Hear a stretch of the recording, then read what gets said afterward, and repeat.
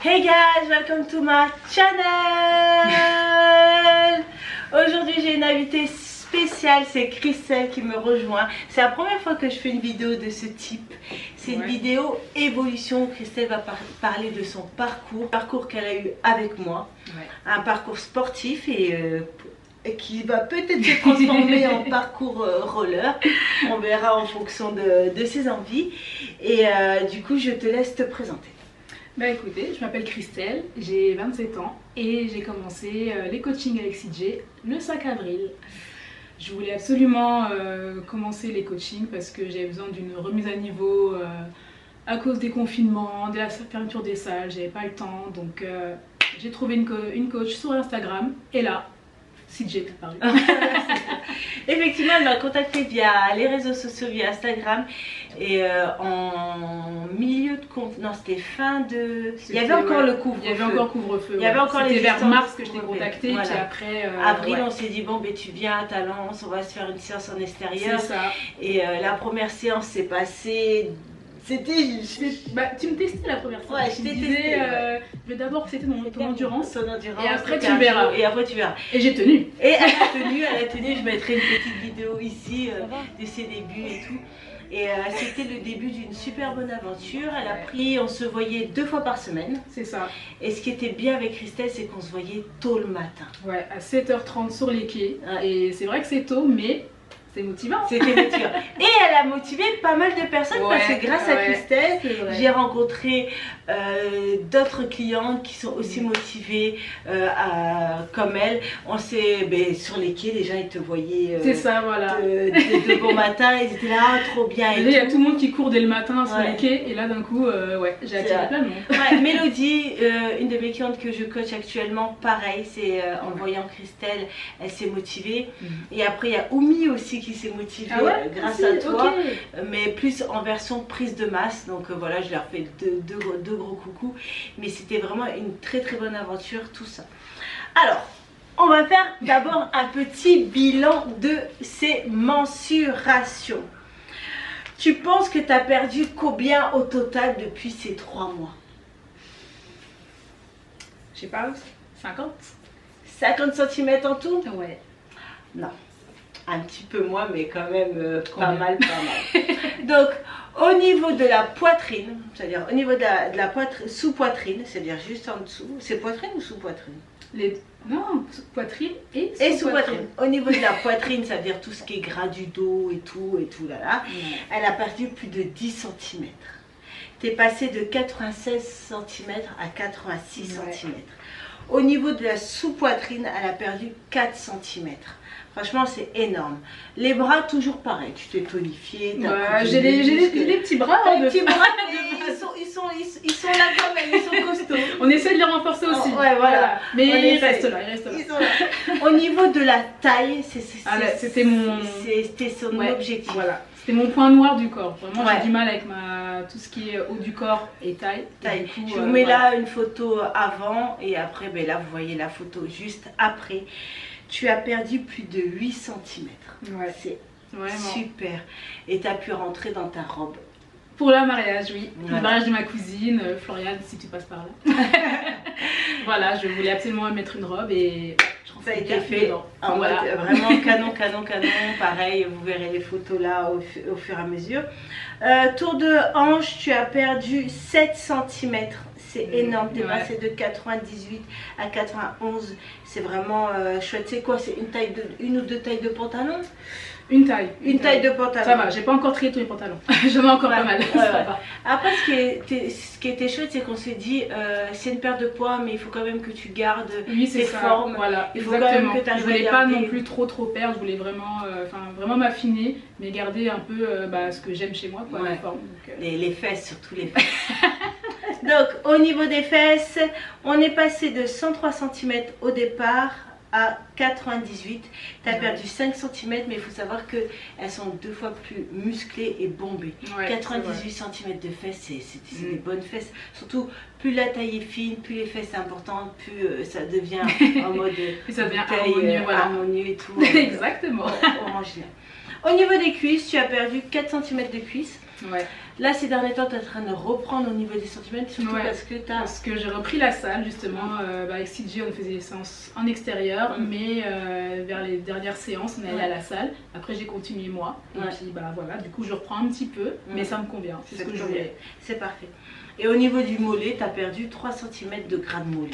Le mollet aussi, il est toujours fin aussi. Il est fin, tu vois. Ça, c'est ma nature, ça. Ça mais franchement, c'est cool. En gros, en tout, tu as perdu 41 cm. Et c'est vraiment félicitations. Merci. Je la félicite parce que c'est pas forcément, c'est pas facile en fait de se reprendre en main. Les premières séances sont dures. J'ai ma soeur Maëva qui a assisté à une de mes séances. Elle a failli abandonner 10 000 fois. J'arrête, je peux plus, j'ai mal, je sais.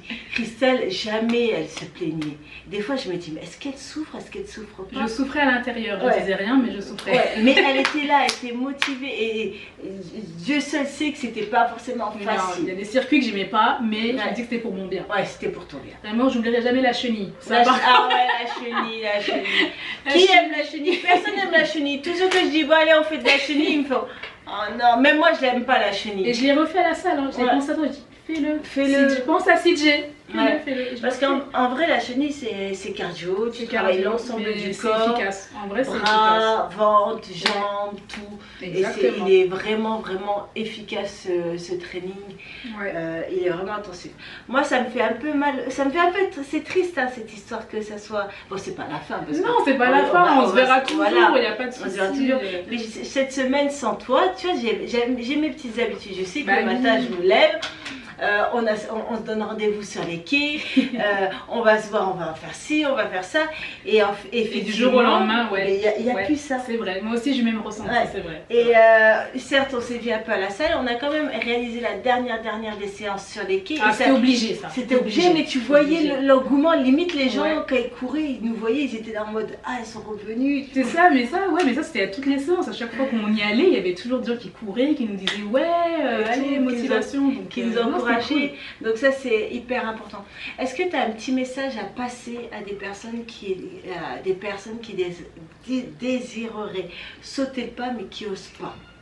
Je leur dirais de foncer directement parce que moi aussi j'ai mis du temps parce que je sais que souvent ce qui bloque c'est pas le fait d'avoir un coach, c'est plutôt l'aspect financier. Et moi je vous le dis, là avec le confinement, le fait qu'il n'y ait rien d'ouvert, tout ça, je préférais mettre de l'argent dans les séances de coaching avec CJ que dépenser dans les plaisirs quotidiens.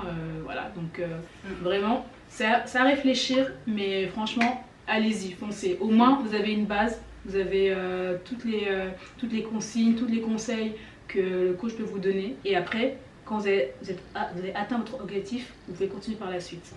Moi, mon but, c'est que les personnes soient autonomes, qu'ils puissent continuer. Garder une personne 1 an, 2 ans ou même 3 ans, ça sert à rien, c'est un échec. Du moment où je sens que tu es prête, allez, tu peux.